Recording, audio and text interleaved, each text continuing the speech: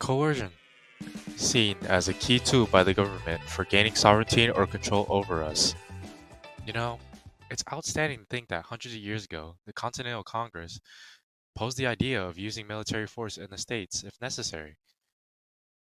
And even though our founding fathers made the Constitution to be amendable, the process is supposed to be difficult to prevent frequent or impulse changes.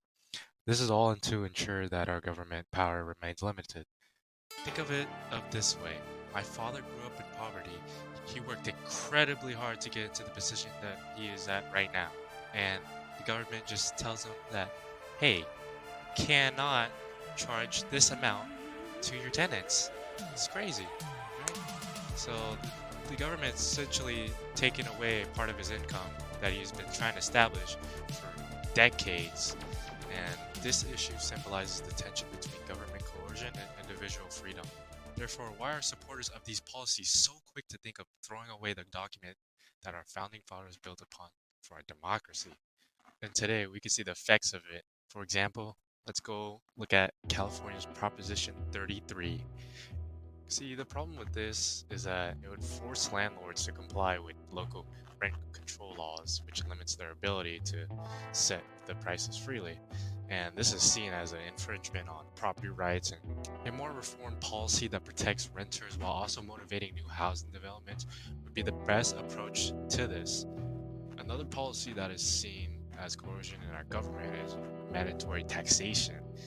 And one problem with this is that it's completely unfair. Like, for example, following the Tax Reform Act of 1986, this absolutely escalated the tax burden for the high income earners. This means that since much of the proportion of taxes being paid by them, 5.9 million workers would pay no taxes and only pay a little. And this is all coming from a Stanford study. So many entrepreneurs would also be affected by this. This leads to fewer job opportunities, slower economic growth, and reduced innovations in our community, which goes back to affecting individuals even more.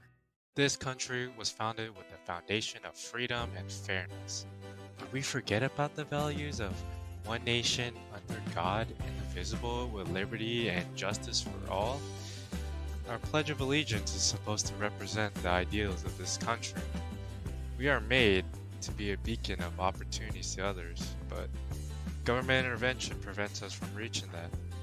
We shall urge our policymakers to understand the Constitution, to support and defend it. Our hands rely on you to begin a new era of change.